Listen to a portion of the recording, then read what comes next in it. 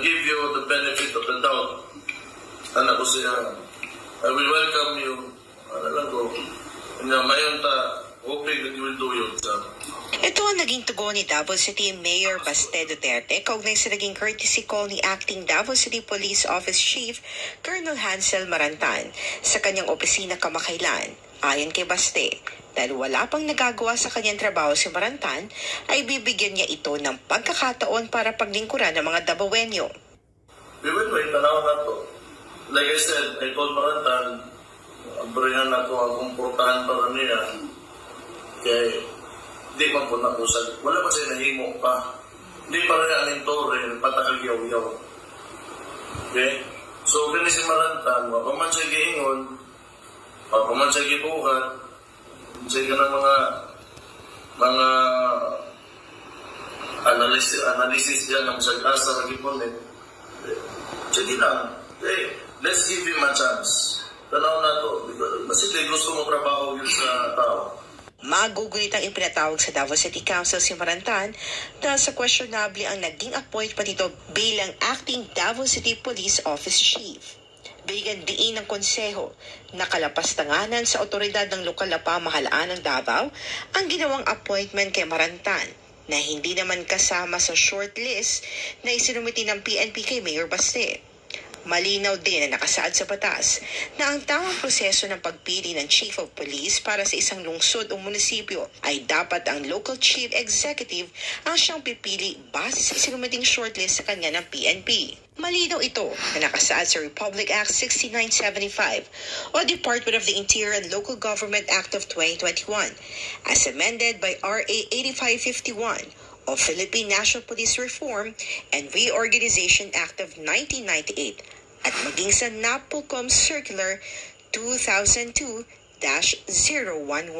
Nauna nang sinabi ni Colonel Marantan na hindi niya malaman kung gusto ba siya o hindi ng mga taga Davao. Kaya naman isaan niya itong hamon para matanggap siya ng mga Davaoenyo. Ginawa ni Marantan ang pahayag na ito nang humarap sa Davao City Council. Sabi pa ni Marantan, madali lang magsalita, pero sana bigyan siya ng panahon bago man lang questionin ang kanyang kakayahang maglingkod. Ay naman kay Councilor Tec Ocampo ng 1st District ng Davao City.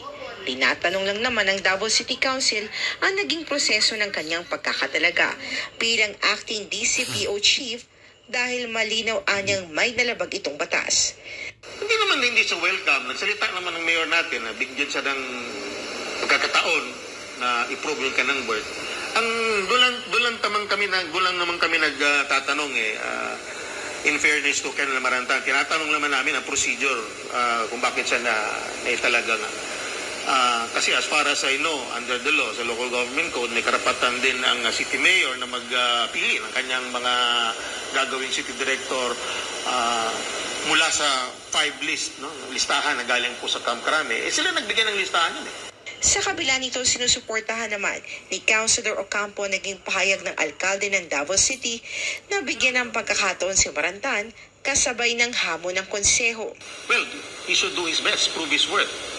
Kung talagang magaling siya at yung pinalit sa kanya, hindi daw magaling. Kung ibig sabihin kasi, kung pinalitan yung, yan naman talagang reason eh, kung pinalitan mo yung mga nauna sa'yo, ibig sabihin, ikaw mas preferred, ikaw ang pinakamagaling sa labi.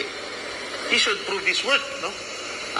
Ipakita niya sa taong bayan, sa Davaoenos kung ano ang kanyang kakayahan. It's a challenge for him. Samantala, hindi naman katagap-tanggap kay Mayor Baste ang naging pahayag ni Police Regional Director matanda na yan. III kaugnay sa assessment ito sa peace and order situation sa Davao City. So, whatever mo yung mahitabuan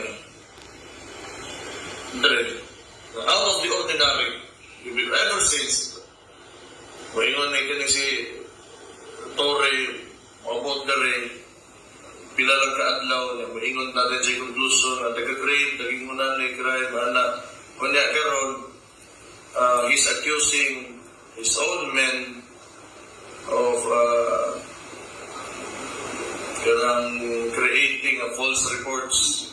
Dagdag ni Mayor Baste na wala namang basihan si Torres sa assessment nito kaugnay sa peace and order ng Davao City. Kaya nga. Kinitawhanan kining pulisan, wala kuan. Like I said, without any theoretical framework, he comes to conclusions. O nabasa yung thesis, o as he studied for it, wala man po. So kapabright ang buang, maingon siya nga, ingani ni, kimaoning Davao, maoning ko nakita na basahan. Kaya naman, may hamon si Mayor Baste kay Torre. So, binabi, outside mo gigamit na basis. So as, for you to conclude na yung ala na siya. Delikado sa Davao, okay, hindi na nagsusunod ka, nagpapatayan ng mga tao. See, show me what framework, under what theory, na maingon ka na for you to conclude and do a massive reorganization of the police force in Davao City. And for the longest time, and historically, these men have performed very well. Outstanding ang Davao ever since.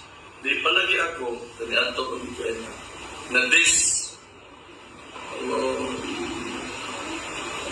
person, individual, who is a general, appointed as RD, comes here with the so-called intelligence.